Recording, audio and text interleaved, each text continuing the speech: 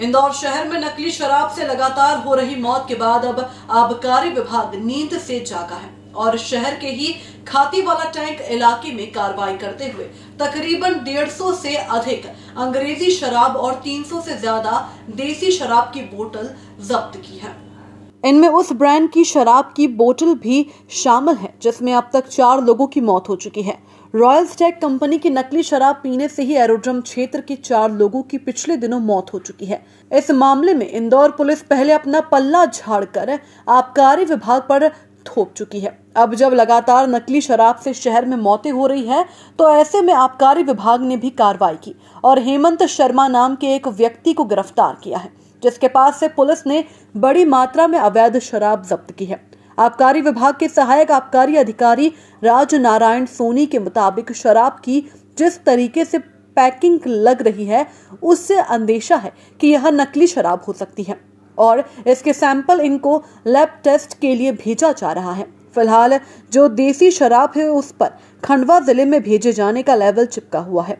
खंडवा जिले में ही 2 लोगों की मौत नकली शराब पीने से हुई है। अब इस मामले में जांच का विषय यह है कि इंदौर शहर में यह शराब आई है और खंडवा में ही भेजी जानी थी और इंदौर में भी सप्लाई की जा रही थी।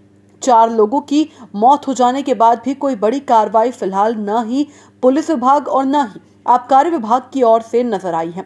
150 बोतलों पर कार्रवाई कर आबकारी विभाग अपनी ओर से इसे बड़ी कार्रवाई बता रहा है।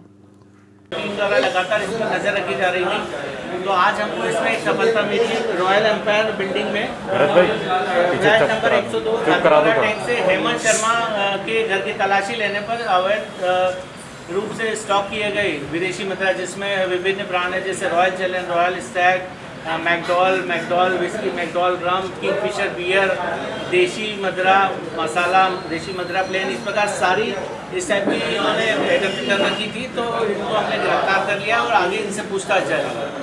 सर टोटल कितने की शराब पकड़ी है? और कम से कम 6 से 7 लाख रुपए की ये शराब कहाँ से लेकर आता था, कुछ जानकारी? ये अब हम इस पे हमारी इन्वेस्टिगेशन शुरू है। हमने इसके जो भी रिकॉर्ड्स थे वो जब्त कर लिए हैं। अब उन पे हम बैक ट्रैक करके हम उस पर जो सोर्स था जहाँ से ये लेके आता था उस पर हम जाने की कोशिश करें। सर ऐसा तो नहीं है कि ओरिजिनल ब्रांड में नकली शराब भर के बेची जा रही है? अब वो हम इसकी इसीलिए इनके सबके सैंपल लेके हम FSL पे जाँच करा रहे हैं और जाँच कराने के बाद जो भी आएगा तो उसमें आबकारी की जो भी धाराएँ हैं और शराब या अवमानक स्तर की शराब के संबंध में जो धाराएं हम वो उसमें बढ़ाकर उसमें आगे कार्रवाई करेंगे। सर ये शराब घर से बेचते थे या सस्ती दर पे उपलब्ध कराते थे? जैसे इनका काम है ये इस टाइप के अपने लोगों को देते थे वो जो कि अलग अलग जगह जाकर इसको बेचते थे।